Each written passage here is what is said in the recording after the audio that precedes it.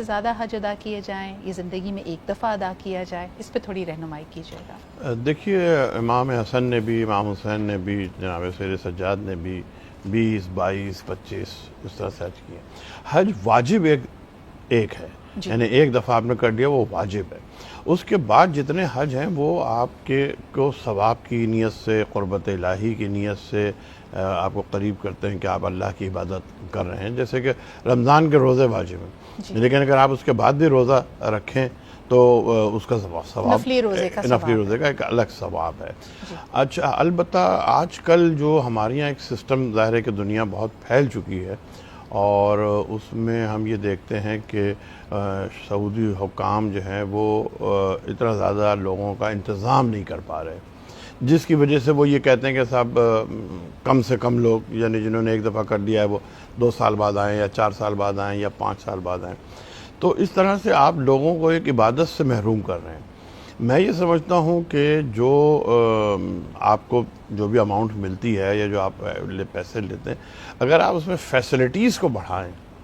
آسانیوں کو بڑھائیں، آسانیاں پیدا کریں، اور لوگ بھی اس کو، جیسے کہ ہم ابھی ڈسکس کر رہے تھے کہ اس کو کیٹیگریز میں ڈیوائیڈ نہ کریں اور ایک لیول میں، ایک کیٹیگری میں اس کو رکھیں، تو میں سمجھتا ہوں کہ لوگوں کے لیے بھی آسانی پیدا ہوگی اور وہ زیادہ سے زیادہ اس عبادت میں ویسے آج ہم نے پروگرام کی شروعات میں یہ بات کہی کہ کئی لوگوں کا، میرے خیال میں آن لائن میں یہ ڈیبیٹ دیکھ رہی تھی کہ حج has become a business, but the reality is کہ جتنے، اگر آپ دنیا بھر میں بڑے اجتماع دیکھتے ہیں،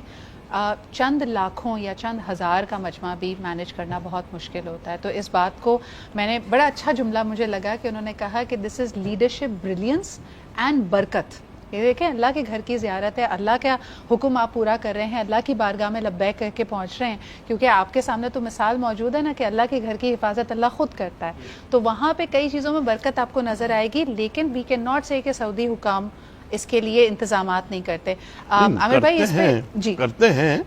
مطلب ایکسٹینڈ کریں، میں نے یہ نہیں کہا کہ دیکھیں ایک ہیومنلی پاسبل ایک جگہ اس وقت سب سے زیادہ توسیع، بلکہ مجھے دیکھ کے بڑی خوشی ہوئی کہ پہلی دفعہ اس دفعہ جو لوگ حج یا عمرے کے لیے جائیں گے کہ آپ کو توسیع کا کام مکمل ہو چکا ہے، آپ کو بغیر کرینز کے ایک خانہ کعبہ کا ویو بھی ملے گا، جو کہ الحمدللہ کافی عرصے کے بعد ملے گا۔ عامر بھائی، دنیا کا سب سے بڑا کولنگ سسٹم وہاں پہ لگایا، 40 سے زیادہ ایجنسیز ہیں، 2.5 لاکھ سے زیادہ نفری ہے،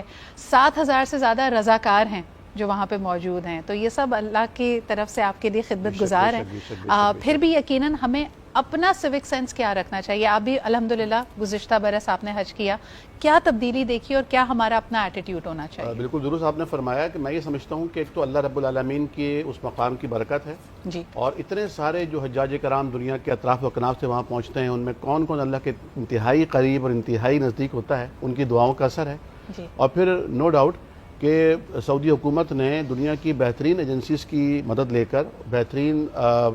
سائنٹیفکلی نظام کے تحت ایک ایسا میکانزم ماشاءاللہ وہاں طے کیا ہے کہ اس ایک چھوٹی سی جگہ کے اوپر لاکھوں لوگ کس طرح موو ہوتے ہیں،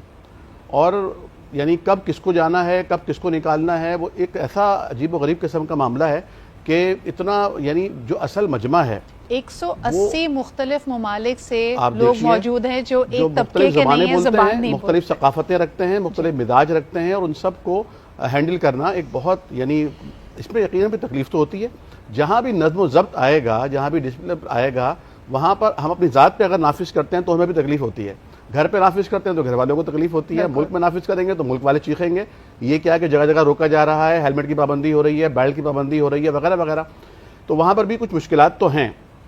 لیکن اگر وہ مشکلات نہ ہوں تو اور مشکلات پیدا ہو جائیں گی، لوگ ایک دوسرے کو اپنے پیروں تلے رون ڈالیں گے، کیونکہ اتنا ہجوم ہوتا ہے وہ پھر بے قابو ہو جائے گا۔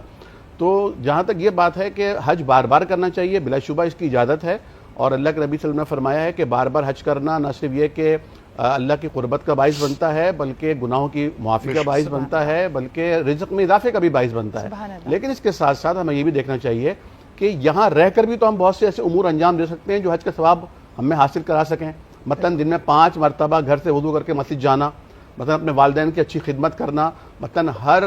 روز فجر کی نماز کے بعد اشراق تک بیٹھ کر اللہ کا ذکر کرنا، اور پھر اشراق کے نوافل پڑھ کر اٹھ جانا۔ تو یہ حج کا پورا ثواب لے کر لوٹیں گے نا، تو ہم پورے 365 دن کے جو باقی مہینے ہیں ان مہینوں میں ہم حج نہیں کرتے، اس موقع پر ہمیں حج یاد آتا ہے۔